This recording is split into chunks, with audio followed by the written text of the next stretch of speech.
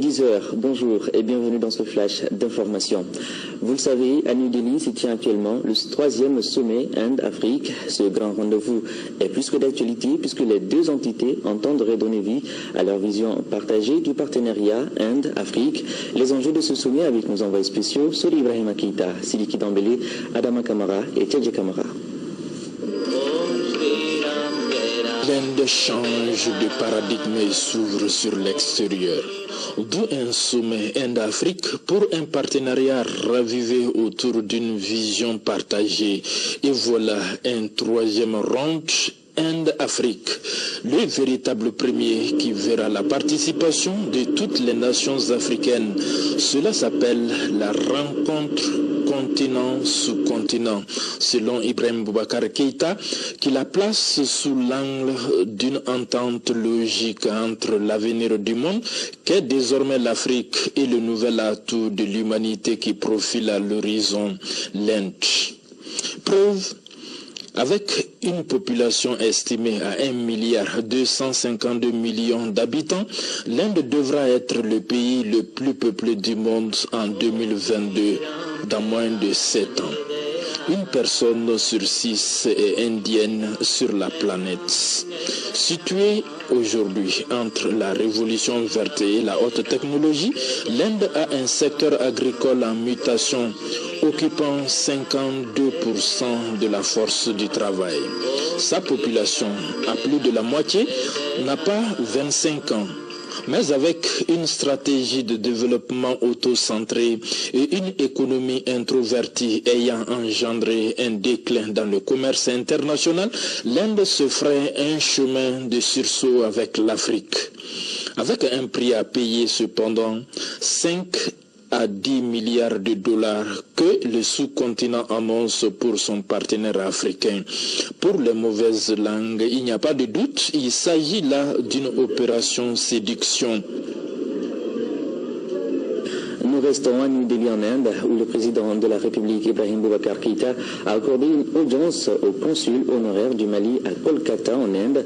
Le consul Gaurav Goenka rassure travailler à la promotion de la destination Mali pour le tourisme et les investissements indiens. Nous l'écoutons au micro de nos envoyés spéciaux, Sidiki Dambélé, Tchadje Kamara et Adama Kamara.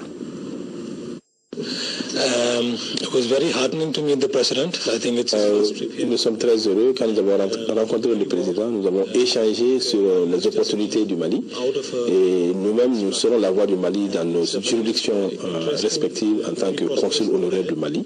Et nous saluons les efforts que les Maliens sont en train de consentir pour éradiquer la crise qu'ils ont connue récemment.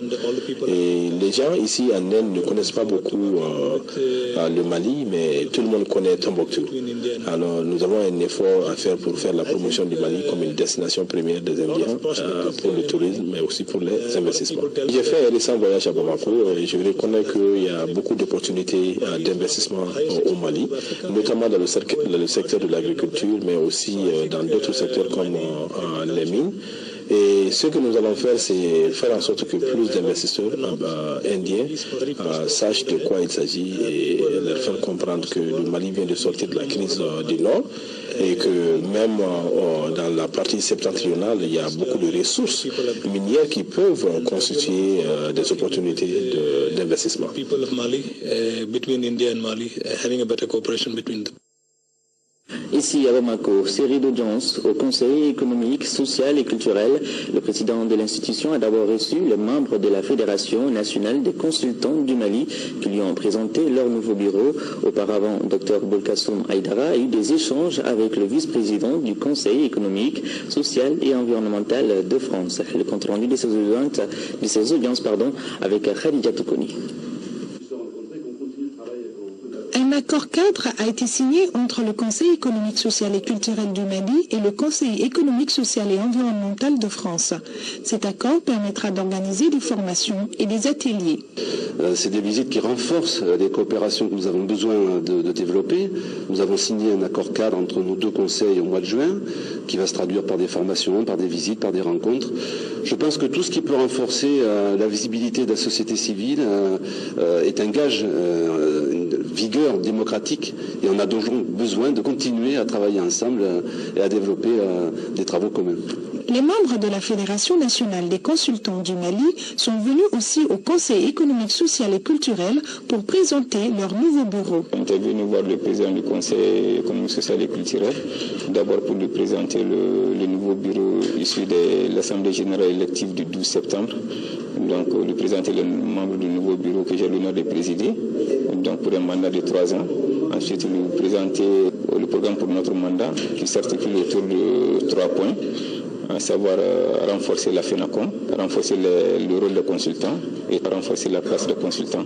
Et aussi nous faire l'état des problèmes auxquels nous sommes confrontés.